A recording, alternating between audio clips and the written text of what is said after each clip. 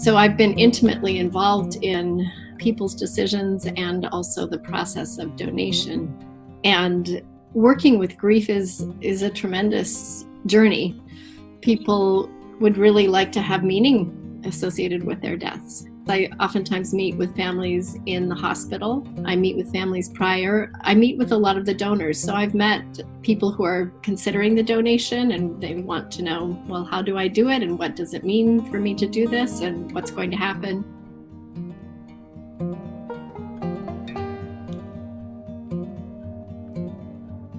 You're listening to the Beyond the Obituary podcast from Renaissance Funeral Home in Raleigh, North Carolina. I'm your Season 1 host, Jason Gillikin. Last season, we brought you stories of people who have passed on, as told by their loved ones, because a life is so much more than a one-page obituary.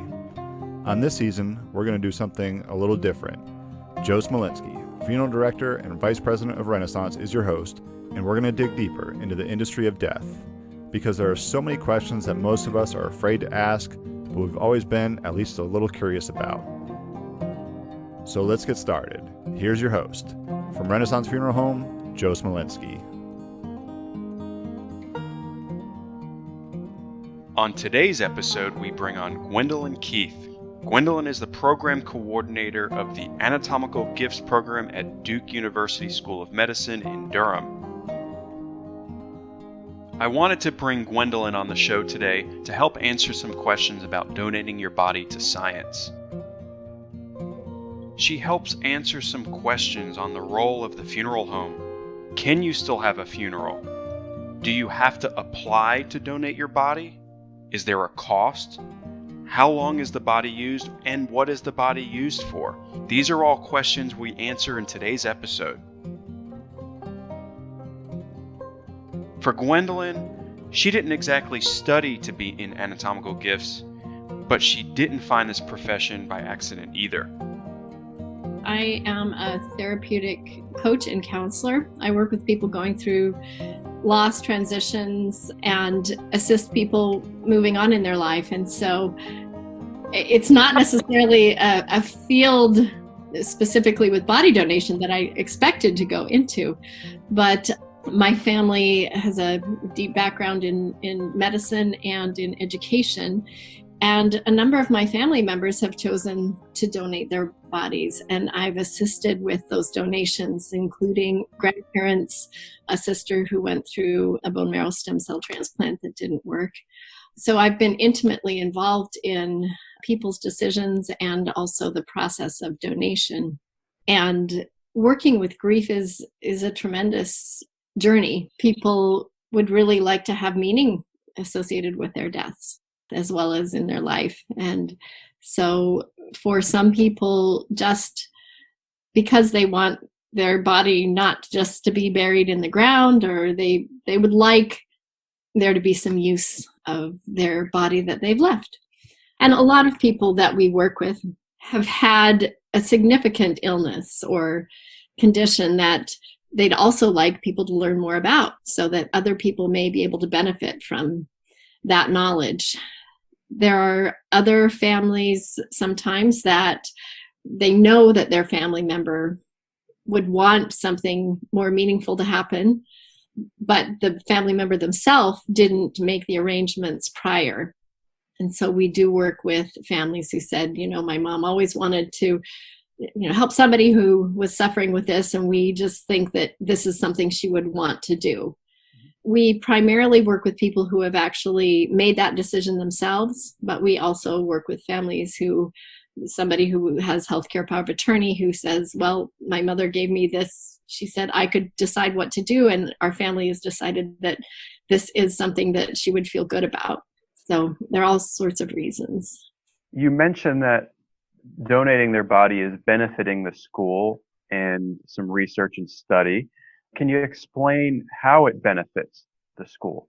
No, absolutely. So in the history of medicine, doctors have needed some way to learn about the human body, because there's no other way to learn anatomy that is so in-depth and so intimate. It's hands-on learning. The other thing that students get to learn is how disease presents itself.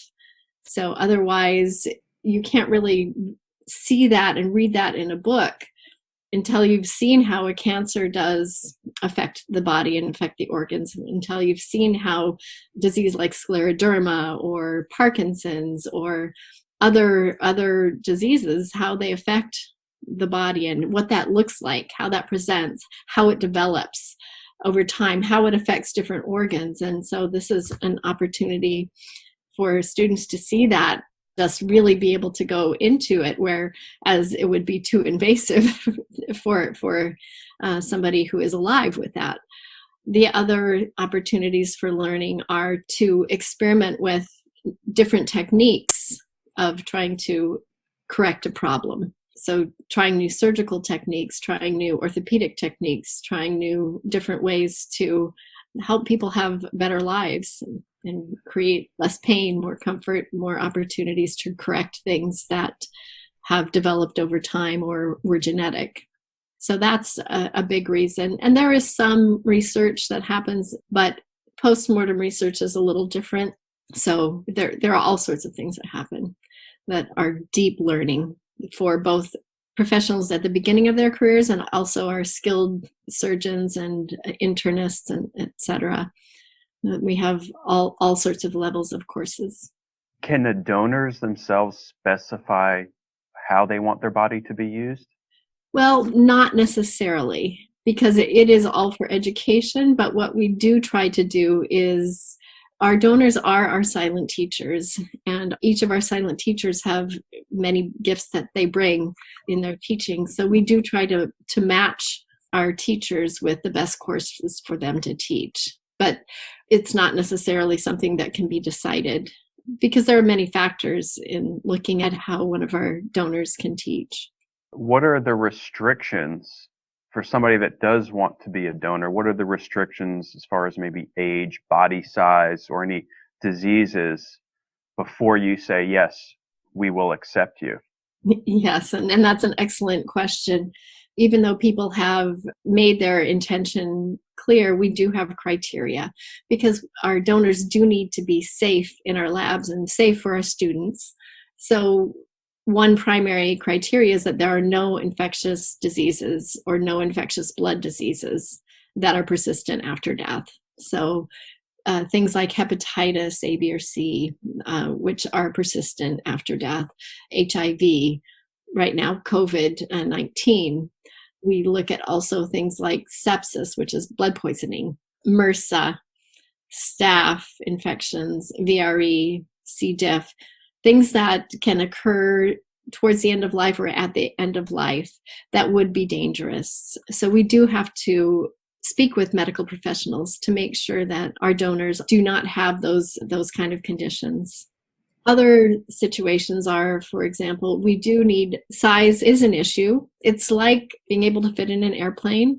We do have very small spaces and we have very small tables. So unfortunately, we do have height restrictions. We look at height weight ratios, but we also look at what specific courses are coming up. So sometimes we have a little bit of leeway in our criteria, but that really depends on if there's an immediate course they would be able to teach. It sounds as if a donor can be refused after they've made the decision. So when they were alive, they wanted to be a donor, but now they've passed away, their conditions have changed, and now they could be refused. That is correct. Yes. Unfortunately, and that's always heartbreaking for me, and I know Oh yeah. family members as well. Yeah, and when families come to the funeral home and request that they would like to take part in the anatomical gift program, one of the things we always tell them is have a plan B. Yes. Because we expect that you will be accepted. There's always that chance. Mm-hmm. And instead of having the family stressed out and not knowing what to do, we didn't think of anything else. Well, we've got that in place, and so that's something I think is quite important. Yes, and that's one of the reasons why we ask people to choose a funeral home and choose those things ahead of time, because that is so important. And the services of a funeral home are extremely important in this time, both in holding our donors' bodies while we can make those assessments, as well as having those opportunities for the Plan B. And then the other thing is the services you provide in filing the death certificates and supporting the families through all of that and with the obituaries. So, yes. Exactly. So the funeral home still plays a role, even for the families that are accepted, that we are there to also transport at the time Yes. of death to help with possibly any services that might take place, or if the family needed death certificates, like you explained. So in those ways, the funeral home is still assisting the donor family for some of the pieces that the program doesn't take care of. And that's an important aspect of this discussion, is that just because the family's donating the body to Duke, there still needs to be somebody that is going to, at the very least, transport that body and file the death certificate. Yes. But things can actually progress further than that. But at the very least, those two items. Yes, absolutely. And that's such an important, I can't tell you how much that means to families as well, to have the support of a funeral home, to take care of those pieces, especially when they're grieving, and do it with such compassion as you do. Yeah. And one of the situations that some people may not think about that we might encounter is a death occurring on a holiday or a weekend. And the anatomical gift program may not accept the body until the following day or whenever we can coordinate together. And so that body has to be placed somewhere, preferably. Now, if it's in like a week where it's 90 something degrees, we need to store that body in certain conditions, a cool environment. If the funeral home has a refrigeration, which most do, that would have to be done without a question. Embalming is not done by the funeral home. And you can tell them a little bit more on that, but you want the body basically stored by the funeral home and then received in the condition at death. Is that correct? Yes, that is correct. And that is essential, cold storage. And yes, our program is not open on weekends, and we can't receive at night either. So if a death occurs in the evening or at night or early morning, then there still is that necessity of cold storage. So Right. yes, funeral homes play a very important role in that process. Gwendolyn, if the heart on the driver's license, does that have any relation to anatomical donation, or is that only for tissue and organ donation? That's a great question, and people ask me all the time. So no, that does not have anything to do with the full body donation. That is primarily the indicator that that person wants to donate tissue or organs. So that's really important. I think you mentioned it earlier, and what I tell people when they're trying to make a decision is that to give life to somebody else through an organ donation or tissue donation, that's an incredible gift. So I say, you need to decide and say, okay, I prioritize this organ donation or tissue donation. This is my first choice, because we actually are not able to accept bodies that have made those donations, just because for our purposes, the body does need to be intact. But there are times when organ and tissue donation is not viable, and that can be because of age or because of a certain illness or condition that makes the organs not viable. And so I suggest that people say, okay, well, then I would like to make the full body donation my second choice. And so it's important to write that up in your healthcare documents and your will, or however you want to present that to your family and legally make that decision. But yes, that is correct. The heart on your license does not indicate full body donation.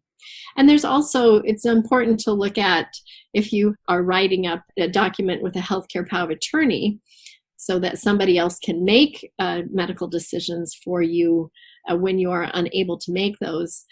Part of that does include disposition of your body once you have passed. And if you do want to leave the option for full body donation, if you are not an organ donor, you do need to make sure that your healthcare power of attorney documents do reflect that, and other legal documents do reflect that. Because you can say that you would like to be a body donor, but if your healthcare documents are contrary to that, we can't accept. So in the situation where someone has registered as a donor, and we're going to get into in a few minutes how to become a donor, but if somebody has pre-registered to be a donor and the survivor, the POA, or the next of kin says, I don't want this to happen, how is that handled? Well, actually, for Duke and in the state of North Carolina, if somebody has signed a donor card, a universal donor card is what they're called, and we have specific donor cards for Duke, and other universities have donor cards. With your signature and 2 witness signatures, that actually is a legal document. If it is signed by you and 2 impartial witnesses, that is a legal document, and that is actually takes priority over, say, if you had some family members saying, yes, we want to donate, and other families saying, no, we don't. That document actually is the individual's choice and decision. So we go by, if that is in place, we will go by that. Now, if there is significant resistance with other family members, it may then also make it so that we can't accept a donation. We highly recommend that families discuss this with their family. Right. Oh, absolutely. But that is a legal document. Yeah. Okay. And it's considered a disposition. Is that correct? Or body? Yes. Yes. By the state of North Carolina, it in itself is considered a disposition, just like burial is or cremation. Anatomical donation is another form. And once the school is complete with their research and study, is the body cremated or buried afterward? And how is that handled? That's a great question. We actually do cremate. We contract and have our silent teachers are cremated. Is that the only option? Well, we have made some special arrangements with some families. We have tried to honor different religious beliefs too. So there have been times we have the donors have had a burial after. Yes. Okay. But primarily because of logistics, it's best often to have it. We do the cremation. And that's all I've ever known is with Duke or any other anatomical gift programs, that cremation, I think every time 99, probably 100% for us, in my experience, has been cremation afterward. And then the family can have the cremated remains sent to their home or to the funeral home to receive them. And then it's up to the family at that point to do what they would like to do. But, yes. But it's nice to know that in some instances that burial might be an option. That's really good to know. And then we also, we do, as you said, we do return ashes to the family. We either mail them or they can come pick them up. Or we also have a scatter site at Duke Forest. Is there any tax or financial benefit by donating our body, the donor, to the donor's family? There's no financial benefit specifically. It can be lower cost than a full funeral, but there is no financial compensation anyway for a body donation. And how soon after the donation is the body used by the school? So if the donor passed away, say in the beginning of July, when might the body be used, and what does that depend on? What type of a schedule, or what's your experience? Well, we say between 2 weeks and 2 years. So it really depends when you pass and what classes are available for you to teach. We generally don't keep our donors past a year. However, there are times, for example, this year, we may not be having as many courses.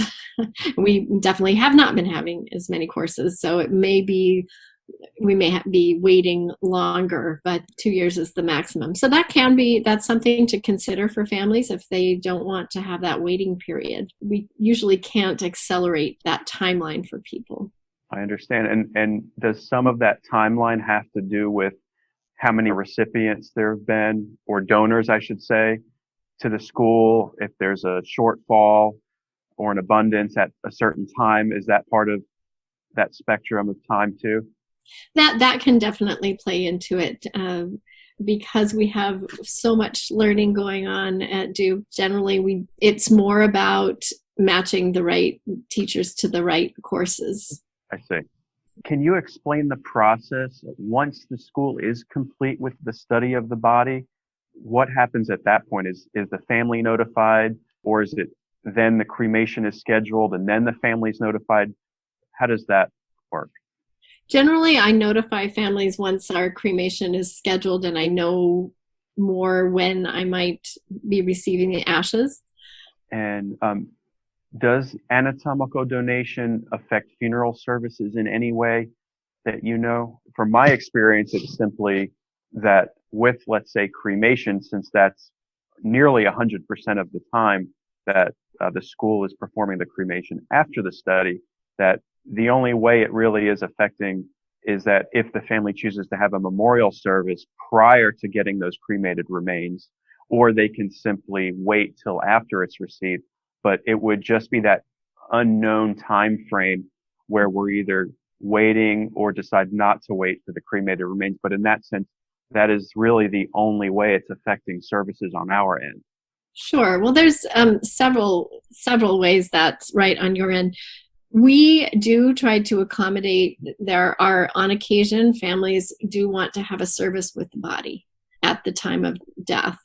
We ask for that. If that's something they want, we have to work very carefully with the funeral home to manage a partial embalm.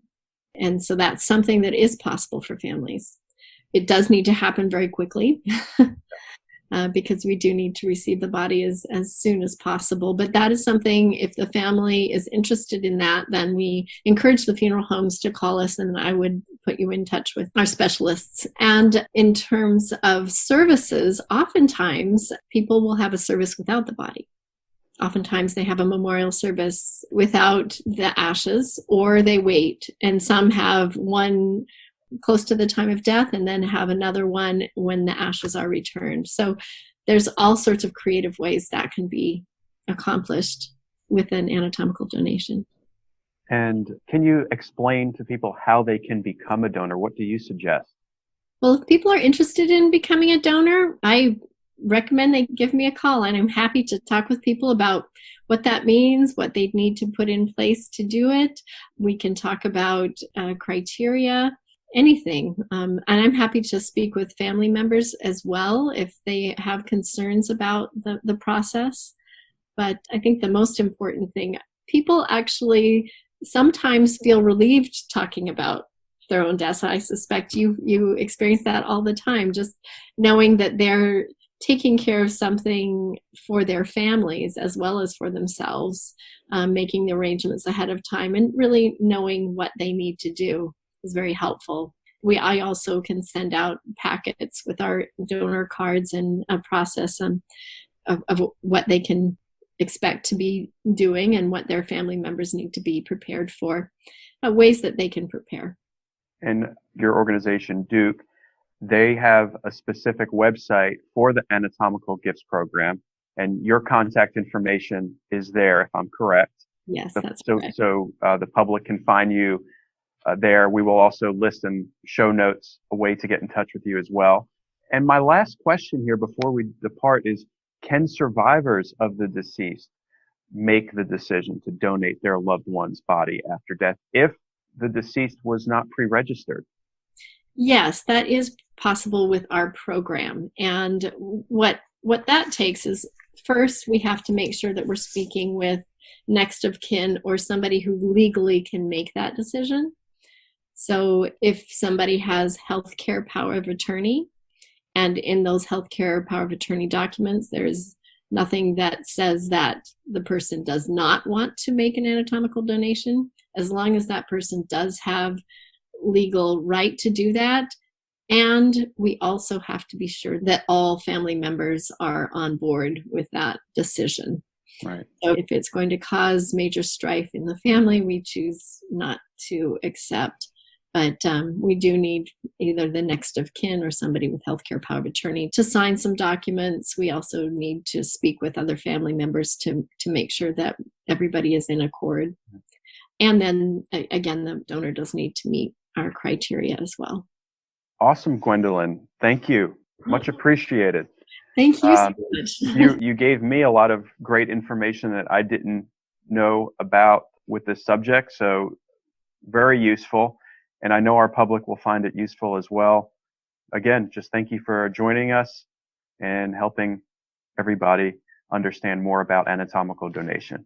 Well, and thank you for your service as a funeral director, because it's such an important part of our lives that we don't think about all the time. Absolutely not. We're trying to get more people interested. I don't know how to do that. It is, people are afraid of their own deaths. Oh, no. It's so comforting, I'm sure, as you know, when people have made decisions for themselves and feel more comfortable knowing what they can do. So thank you. Very welcome. Thanks, Gwendolyn.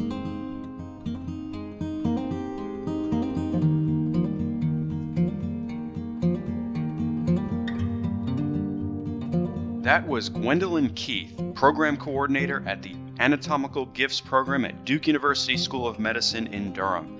You can find out more about donating your body and the Anatomical Gifts Program by going to medschool, that's medschool.duke.edu, and clicking on Anatomical Gifts Program under the About Us section.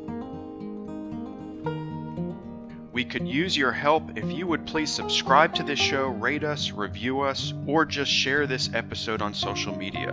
And if there's a topic you want to hear us cover, we'd love to know. Send us an email at podcast@rfhr.com. We sincerely hope you enjoyed this episode. If you'd like to learn more about us or our Death Cafe, please go to our website, rfhr.com. This show was edited and produced by Earfluence. Thanks again for listening, and we'll see you next time on Beyond the Obituary.